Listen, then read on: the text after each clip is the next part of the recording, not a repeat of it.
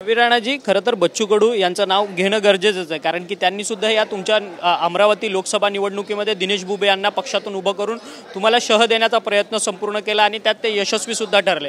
ते म्हणतात की तुमच्याशी आमचं वैयक्तिक, राणांशी आमचं काही बांधावरचं भांडण नाही आणि राणांशी आमचा काही व्यक्तिगत संघर्ष सुद्धा नाही, परंतु राणांनी ज्या 5 वर्षात ज्या काही गोष्टी केल्या दाम्पत्यांनी, त्याला आम्ही कडाडून विरोध केलेला आहे आणि त्या गोष्टींसाठी आमचा संघर्ष कायम असणार असं त्यांचं म्हणणं आहे।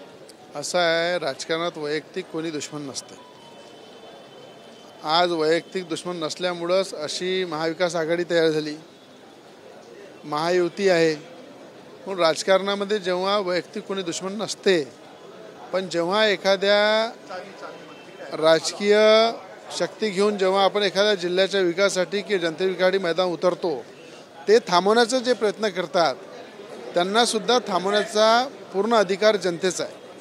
आणि मी अनेकदा सांगितलं की कधीही राजकारणामध्ये कोणाची दुश्मनी नसते, वेळेनुसार संधीनुसार आपापल्या जनतेच्या हितासाठी आपल्याला निर्णय घ्यावा लागते।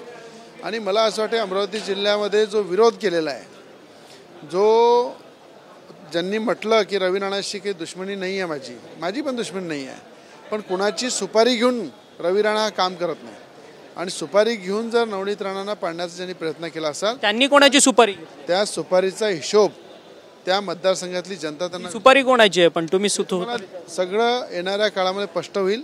आता लवकरच विधानसभा इलेक्शन आहे, अनेकांचे हिशोब आपापल्या भागामध्ये जनता विचारणार आहे आणि तो हिशोब तिथल्या जनतेला त्यांना द्यावा लागेल।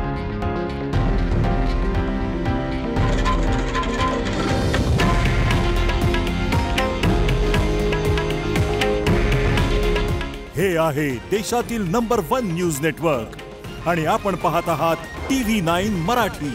काळजी तुमची, हित महाराष्ट्राचं।